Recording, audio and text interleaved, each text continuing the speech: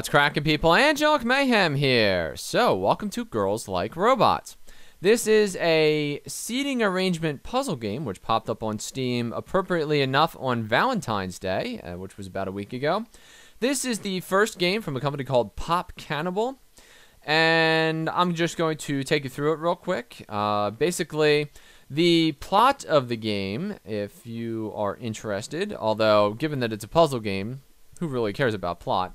The idea is that you are following the lives of a bunch of students who happen to be going to school in this area, but they do a bunch of really weird things. So I would suggest to you that the plot of this game is very Deus Ex Machina meets the stark ravings of a lunatic madman. Like they go to a volcano, they end up in space. I mean, there's all kinds of weird stuff in here.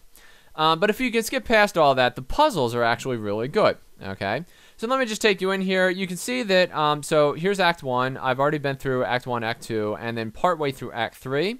I've been playing this game for about 4 hours. I would suggest to you that, by my estimation, it would probably be maybe a 5 to 6 hour game, depending upon how well you do with the puzzles. And just to kind of illustrate how this game works, let's just go in here. We'll pick one at random. We're in the lunchroom. Alright, so this is a girl. She has some special conditions. There is a guy who wants to sit next to her because he has a crush. So the idea is that we have to leave one seat around her open while filling in the rest of the seats. As you fill in the seats, depending upon where you sit people, you will gain a certain number of points. So for instance, nerds love sitting on edges. So by putting this nerd in the corner, I actually gain 2 points. One for this edge and one for that edge. And you can see if I take this nerd and put him here, he only gains 1 point because he is just along one edge. Now you can't just pick somebody up and move them. I count that as a fault in this game. It's very inconvenient. You actually have to hit undo. So if by chance, I had to, guys already placed, but I wanted to move the first one, I'd have to undo all the way back to him, which I think is, a bad thing. But we'll skip over that. So we're going to put this nerd in the other corner. Now we're up to 4 points, and we're going to stick a robot in between. And we gain 2 points. One because this guy loves the robot, and then the other because this guy loves the robot. All right, so that's an extra 2 points, one from each of these guys. We're going to throw a girl in here. We're going to throw in another robot, and another robot, and another robot. This girl, who loves robots, is now surrounded by robots, and hence, she's giving us 4 points. Also, each of the robots is now happy, so each robot is giving us 1 point for a total of 8. Now, if a robot becomes completely surrounded by these red-headed girls, he will become incredibly unhappy. So, that is a special condition that comes up for specific characters in the game. So the idea is that you need to remember the base statistics that girls love robots and robots love girls, but you also need to remember all the special conditions. And that's how this game is kind of winning me over, is that the quality of the puzzles is directly related to the adaptation of the rules over time. So at first, everybody's static, and, you have the robot relationship to everybody else, but then later on, like, they're going to add cows and seals and all kinds of different characters that you then have to maintain. They're going to add special considerations, like you can get a pie, and the pie will allow the girls to ignore, like, for instance, if a girl is next to a nerd, let me just plop this nerd down here. The nerd is happy because he's on an edge and he's next to a girl, so he's thrilled.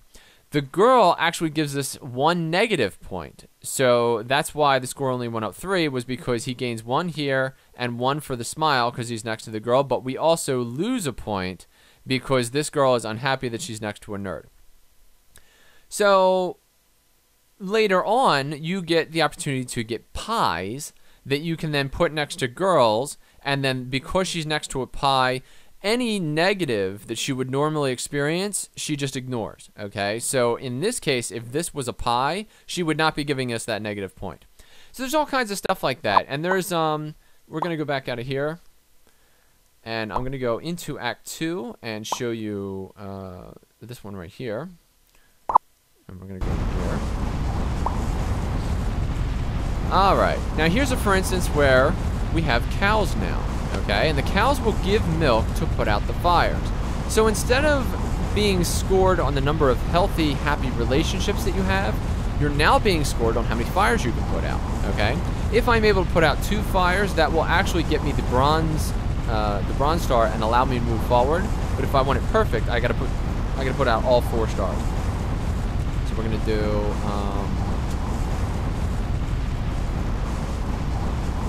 let's see here. All right, no, wait a minute. So we have robots who will be unhappy if I put them in the fire.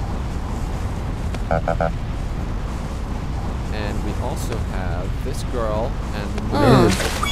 So now that unhappiness completely surrounds this cow, he will milk and put out the fires. And now that the fires are out, the robots are no longer unhappy, okay? So the game can become pretty complicated. If you're depending on this guy to be unhappy, but the cow puts out his fire before you use him on the next set of fires, then you can be in trouble, okay? And the solution for this is actually quite simple. We're going to do the same thing on the other side. 1 girl and 1 nerd. Happiness abounds. Milk is everywhere, and that's a gold star. So these are the kinds of twists that the game will give you that keeps the game fun as you're going along, okay? So it's not like you have the same skill set for the whole time, and eventually you're going to get bored. There's always going to be something new, new sets of characters, new sets of rules, new conditions, people moving around, all kinds of stuff to keep you preoccupied. I really thought that this was a pretty good game. I think I recommend this one. I'm going to be playing it probably until I finish, so that's probably going to be for another hour or so. But I really like it, and so, you know, I think you should check it out. Anyway, thank you for watching this video. I hope you enjoyed this video, and if you did, please click the like button, share it with your friends, or subscribe to my YouTube channel for more content like this in the future. I'm Angelic Mayhem, and I'll see you next time.